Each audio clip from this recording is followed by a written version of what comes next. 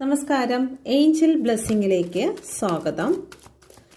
നമുക്ക് നോക്കാം നിങ്ങളുടെ എനർജി, നിങ്ങളുടെ പേഴ്സൻ്റെ എനർജി. ലൈക്ക് ചെയ്ത് സബ്സ്ക്രൈബ് ചെയ്തിരിക്കുന്ന വ്യക്തികളുടെ എനർജി, അവർ മനസ്സിൽ ഇഷ്ടപ്പെടുന്ന അവരുടെ പേഴ്സൻ്റെ energy. Please guide me mother universe.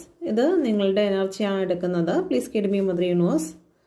നിങ്ങളുടെ കറണ്ട് എനർജി. ഓക്കെ, നിങ്ങളുടെ പേഴ്സൻ്റെ കറണ്ട് എനർജി നിങ്ങളെ പ്രതി, നിങ്ങളുടെ റിലേഷൻഷിപ്പിനെ പ്രതി എന്ത് എനർജിയിലൂടെയാണ് കടന്നു പോകുന്നത്?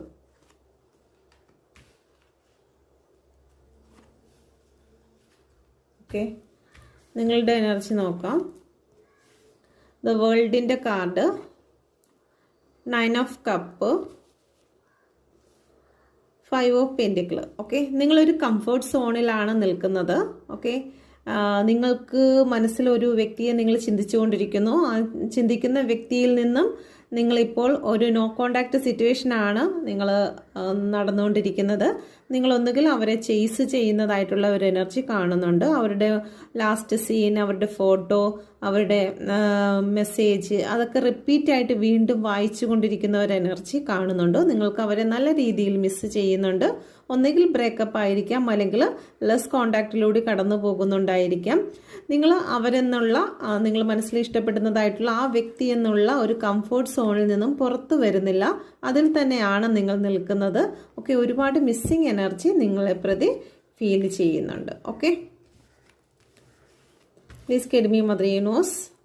ഒന്നെങ്കിൽ നിങ്ങൾ ചേസ് ചെയ്യുന്നില്ലായിരിക്കും, പക്ഷേ നിങ്ങളുടെ മനസ്സുകൊണ്ട് അവരെ ഇങ്ങനെ ചേസ് ചെയ്യുന്നുണ്ട്. അത് ടാരോ കാർഡ് വഴിയാണെങ്കിലും അല്ലാതെയാണെങ്കിലും അവരെക്കുറിച്ച് ഇങ്ങനെ ചിന്തിച്ചുകൊണ്ടിരിക്കുന്ന ഒരു എനർജി ഇവിടെ കാണുന്നുണ്ട്. ഓക്കെ, അവരെന്താണ് ചെയ്യുന്നത്, ഏതാണ് ചെയ്യുന്നത് ഒക്കെ അത് നമ്മൾ ടാരോ കാർഡ് വഴി അറിഞ്ഞിരുന്നാലും അത് ചേസിങ് എനർജി തന്നെയാണ് കാണുന്നത്. ഓക്കെ, അവരുടെ എനർജി എന്താണെന്ന് നോക്കാം. നിങ്ങൾ മനസ്സിൽ വിചാരിക്കുന്ന വ്യക്തിയുടെ എനർജി എന്താണ്? നിങ്ങളെ പ്രതി, നിങ്ങളുടെ റിലേഷൻഷിപ്പിനെ പ്രതി എന്ത് എനർജിയിൽ കൂടിയാണ് കടന്നു പോകുന്നത്?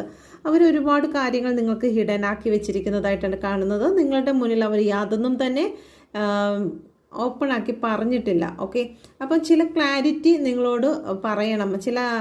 നിങ്ങൾ എന്തെങ്കിലും കാര്യത്തിൽ പിണങ്ങിയിട്ടുണ്ടെങ്കിൽ ആ ഒരു കാര്യത്തിൽ ക്ലാരിറ്റി കൊണ്ടുവരാൻ അവർ ആഗ്രഹിക്കുന്നുണ്ട്.